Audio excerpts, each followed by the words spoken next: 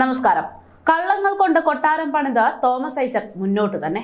Thomas ഐസക്കുമായി ബന്ധപ്പെട്ട ഓരോ വാർത്തകളും പുറത്തു വരുമ്പോൾ ജനങ്ങൾ പ്രതികരിക്കുന്നത് ഇത്തരത്തിലാണ്. കാരണം അദ്ദേഹത്തിന്റെ ചരിത്രം പറയുന്നതും അതേ രീതിയിൽ തന്നെ. ഇപ്പോഴിതാ തിരഞ്ഞെടുപ്പ് പെരുമാറ്റച്ചട്ടം ലംഘിച്ചെന്ന UDFന്റെ പരാതിയിൽ പത്തനംതിട്ട ലോക്സഭാ മണ്ഡലം LDF സ്ഥാനാർത്ഥി തോമസ് ഐസക് ജില്ലാ കളക്ടർക്ക് വിശദീകരണം നൽകിയിരിക്കുന്നു. വിശദീകരണത്തിൽ കുടുംബശ്രീ, KDISC എന്നീ സംസ്ഥാന സർക്കാർ സംവിധാനങ്ങൾ പ്രചരണത്തിന് ഉപയോഗിച്ചില്ല എന്നാണ് വിശദീകരണത്തിൽ വ്യക്തമാക്കിയിരിക്കുന്നത്. UDFന്റെ പരാതി അടിസ്ഥാനരഹിതമെന്നും തോമസ് ഐസക് ഇതിൽ വാദിക്കുന്നു. എന്നാൽ ഇതും ഞാൻ നേരത്തെ പറഞ്ഞതുപോലെയുള്ള രീതിയിൽ തന്നെയാണ് എന്നാണ് ജനങ്ങൾ പ്രതികരിക്കുന്നത്.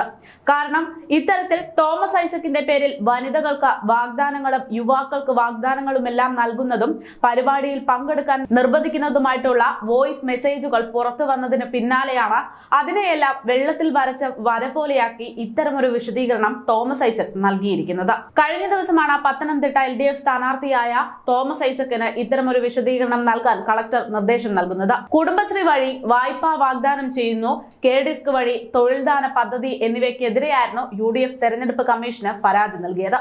പരാതി ഉയർന്നപ്പോൾ തന്നെ തോമസ് ഐസക് വിശദീകരണവുമായി രംഗത്ത് വരികയും ചെയ്തു.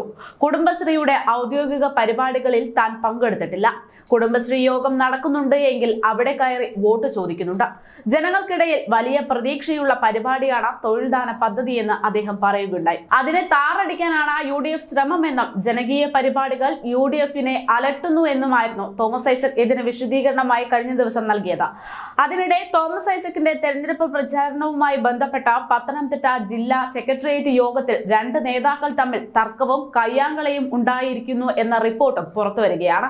ഈ കയ്യാങ്കളിക്ക് പിന്നാലെ കർശന നടപടിക്ക് പാർട്ടി സംസ്ഥാന നേതൃത്വം ആലോചിക്കുന്നുണ്ട് എന്നാണ് സൂചന.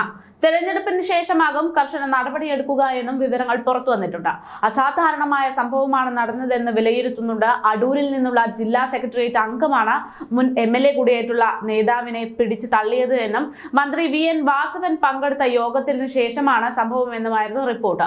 ഇത്തരത്തിൽ തോമസ് ഐസക്കിനെ വലിയ രീതിയിൽ പ്രതിരോധത്തിലാക്കിക്കൊണ്ടിരിക്കുകയാണ് ഓരോ റിപ്പോർട്ടും. അതിന് പിന്നാലെ ഇപ്പോൾ കളക്ടറുടെ നിർദ്ദേശത്തിന്റെ അടിസ്ഥാനത്തിൽ നൽകിയിരിക്കുന്ന വിശദീകരണത്തിലും കള്ളങ്ങൾ കൊണ്ടൊരു കൊട്ടാരം തന്നെ പണിയുകയാണ് മുൻ ധനമന്ത്രിയായ തോമസ് ഐസക്.